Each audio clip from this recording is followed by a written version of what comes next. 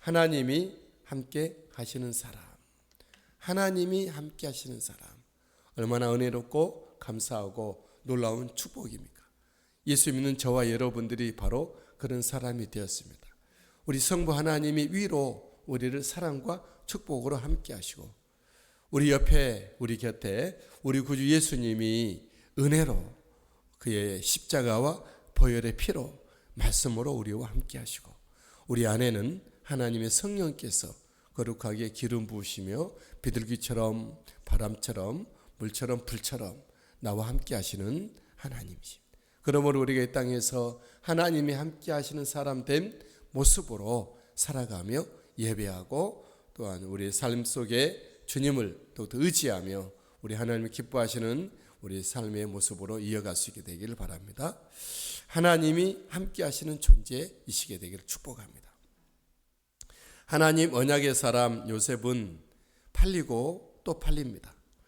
요셉은 이스마엘 상인들에게 팔려서 애굽으로 내려갔죠. 1절에 요셉이 이끌려 애굽에 내려가매 바로 왕의 춘희대장 애굽 사람 보디발에게 또 팔립니다. 1절 하반절에 바로의 신하 춘희대장 애굽 사람 보디발이 그를 그리로 데려간 이스마엘 사람의 손에서 요셉을 사니라.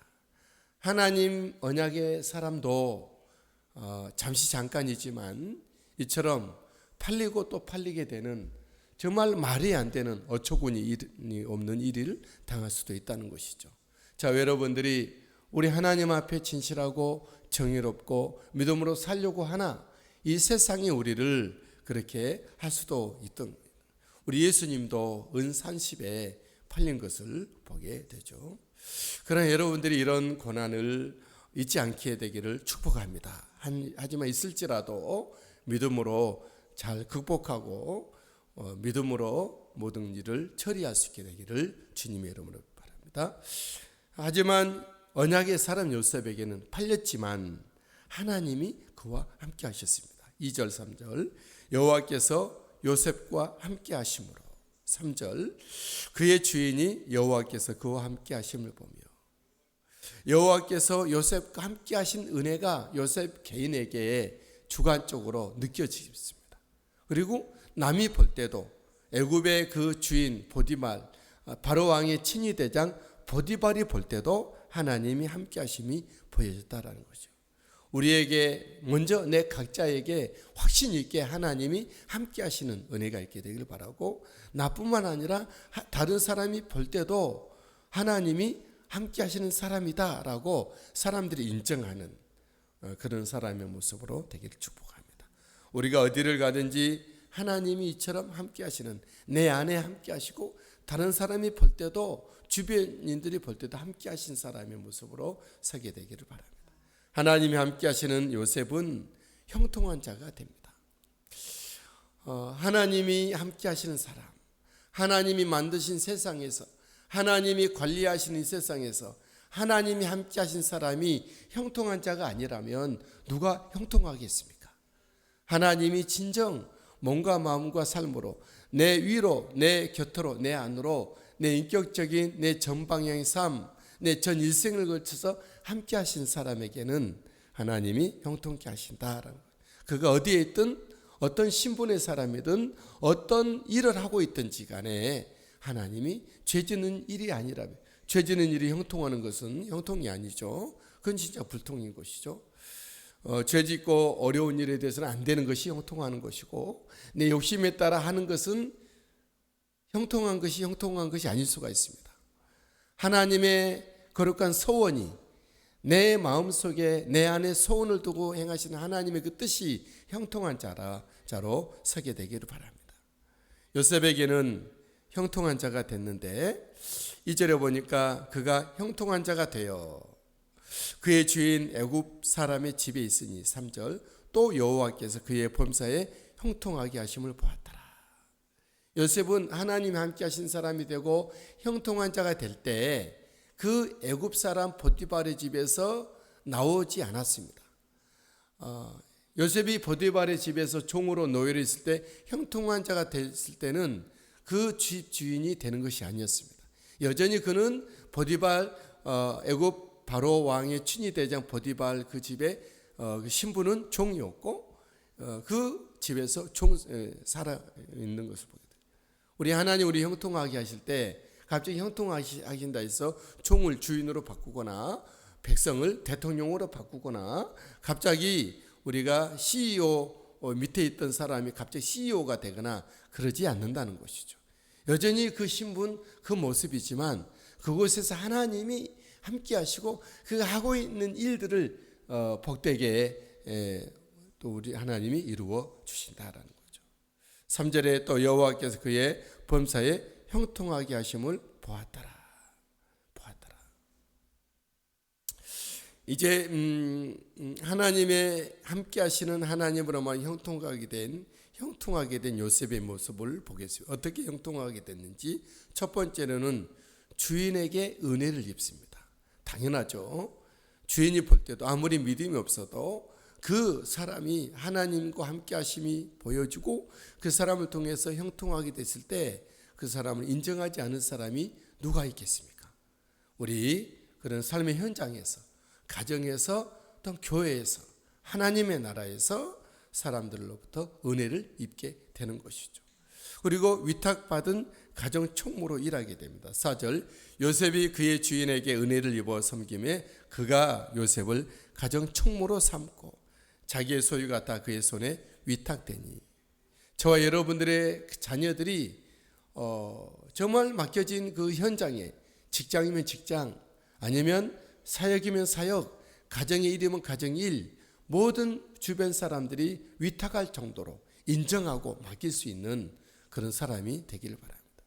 어떤 사람에게 일을 맡기고 싶으나 맡겨도 될까? 맡기면 괜찮을까? 이런 염려가 우려가 되는 사람들이 있습니다. 형통한 건 아니죠. 형통한 사람의 첫 번째 모습은 인정받는 거예요. 저 사람에게는 누구를 맡기든 무엇을 맡기든 어떤 일을 그에게 주어졌을지라도 안심되고 정말 결과를 부려본 듯 뻔한 그런 좋은 결과를 예상되는 사람이 있습니다. 요셉이 그런 사람이었다라는 거죠. 두 번째로 요셉의 형통은 여호와께서 요셉을 위하여 애굽 사람의 집에 복을 내렸다. 5절 그가 요셉에게 자기의 집과 그의 모든 소유물을 주관하게 한 때부터 여호와께서 요셉을 위하여 그 애굽 사람의 집에 복을 내리심으로 여호와의 복이 그의 집과 밭에 있는 모든 소유에 미친지라. 형통한 사람이란 그 사람을 통해서 복이 더욱더 일어나고 복이 더욱더 열매 맺어지고 복이 더욱더 많아지고 더욱더 증대되는 것이다 라는 거죠. 여러분 저와 여러분들의 자녀들이 있는 곳에서 그 사람 때문에 잘 되는 은혜가 있게 되기를 바랍니다. 그런데 그 하나님께서 그 집에 복을 내리신 것은 누구 때문이죠? 그 하나님과 함께 하신 사람 때문에 그 사람을 위하여 하나님은 복을 내리십니다. 5절 중반절에 보니까 여호와께서 요셉을 위하여 그 애굽 사람의 집에 복을 내리심으로 그 애굽 사람 때문에 하나님은 복을 내리신 것이 아니죠. 요셉을 위하여 그가 노예이든 그가 팀의 팀원이든 그 구성원의 한 작은 요소이든 간에 그 사람을 위하여 그 집단이 공동체가 그룹이 잘 되게 되는 은혜가 있습니다. 그리고 요셉은 어떻게 하나님께로부터 형통함을 받습니까? 그 보디발 그 사람이 음식 외에는 다 요셉의 손에 위탁합니다. 주인같이 이제 되는 거죠. 주인은 아니에요. 그러나 주인처럼 살게 됩니다. 6절 주인이 그의 소유를 다 요셉의 손에 위탁하고 자기가 먹는 음식 외에는 간섭하지 아니하였더라. 자기가 먹는 음식 외에는 다 요셉에게 맡깁니다. 왜 그 주인은 음식은 빼고 요셉에게 맡겼습니까? 음식은 생명입니다. 과거에 종들이 주인을 반항하기 위한 최고의 방법은 음식에다 독을 타는 것이죠. 그래서 생명하고 연관이 됐습니다. 그래서 어떤 그런 옛날에 리더들은 음식만큼은 자기 가족끼리 먹습니다. 오늘날에도 마찬가지이기도 하죠. 음식은 가족, 생명이에요.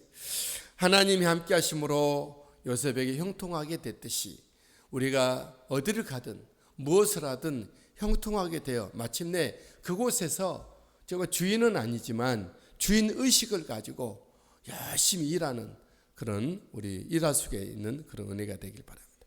요셉은 유혹이 와도 넘어지지 않습니다. 요셉은 훈남이었다라고 성경을 말합니다. 6절에 요셉은 용모가 빼어나고 아름다웠더라 그랬어요. 여자 주인이 유혹을 합니다.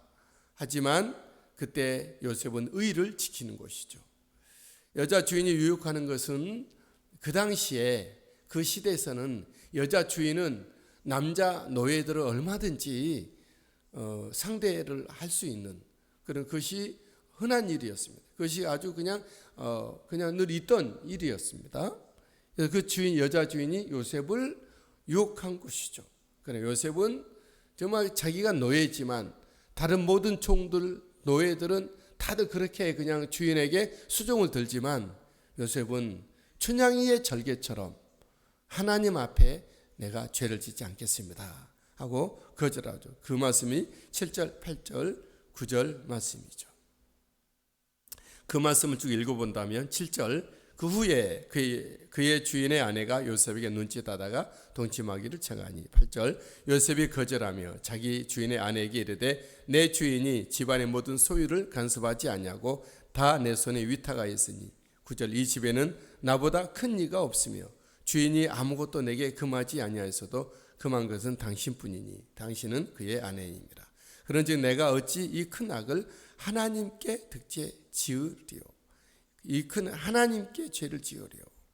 여러분 사람에게 죄를 짓는 것은 사람에게만 짓는 것은 아니죠. 하나님 앞에.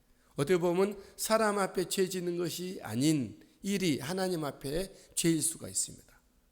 우리가 이런 것들을 잘 분별하고 이런 부분에 대해서 우리가 정말 철저하고 성장이 될 수 있게 되기를 바랍니다.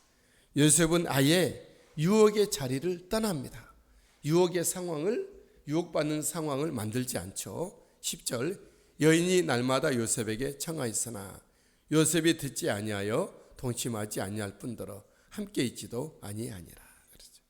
요셉이 날마다 청하여 요셉이 듣지도 아니하고 함께 있지도 아니하였다. 피하는 것이 죄의 자리는 그걸 이기려고 극복하려고 견디려고 참으려고 하는 것보다 피하는 것이 가장 좋은 방법입니다. 여러분 우리 어떤 상황에서도 하나님 앞에서의 삶을 살아가는 우리 모두가 되시게 되기를 예수님의 이름으로 축복합니다.